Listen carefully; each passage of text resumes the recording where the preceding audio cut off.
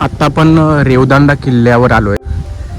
अलिबागपासून 30 kilometre अंतरावर रेवदांडा हे गाव आहे आणि येथे हा किल्ला आहे. तर याच्यामध्ये 7 दरवाजे आपल्याला बघायला मिळतात. 6 मजली हा टावर आहे आणि हा एवढा या किल्ल्याचा एरिया आहे. आणि हा जो टावर दिसतो याला 7 खणीचा बुरुज असे म्हणतात. तर याच्यामध्ये 7 दरवाजे आपल्याला बघायला मिळतात. 6 मजली हा टावर आहे आणि हा 15व्या शतकामध्ये पोर्तुगीजांनी या किल्ल्याची बांधणी केली होती.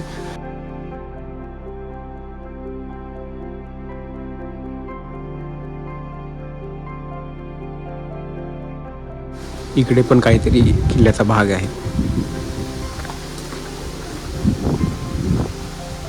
हा जो रेवदांडा किल्ला आहे हा जवळजवळ बऱ्याच मोठ्या अंतरावर पसरलेला आहे. याच्यामध्ये पूर्ण गाव आहे, पूर्ण वस्ती या किल्ल्याच्या आतमध्ये आहे आणि हा किल्ल्याचा मुख्य भाग होता.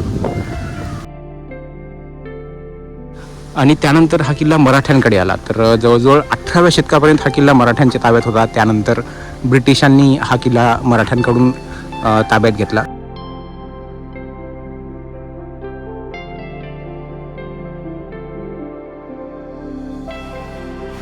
आता आपण रेवदांडा किल्ल्याच्या जवळ आहोत. तुम्ही माझ्या मागे 7 खणीचा बुरुज बघू शकता आणि या साईडला इकडे दरवाजा असल्यासारखा आहे आणि इथून समुद्र दिसतो आपल्याला. ही तटबंदी आहे पूर्ण. इथे पूर्ण तटबंदी आहे या साईडला आणि इकडे पण आहे. आणि तो जो दिसत आहे तो कोरलाईचा किल्ला आहे. हा किल्ला सुद्धा पोर्तुगीजांनी बांधलेला आहे आणि 15व्या शतकातील हा किल्ला आहे.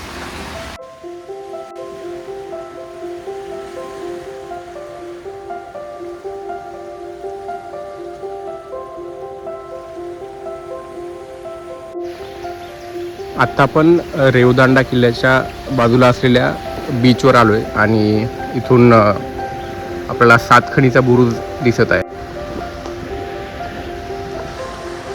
समुद्राच्या लाटांमुळे या तटबंदीची बरीच झीज झालेली आहे.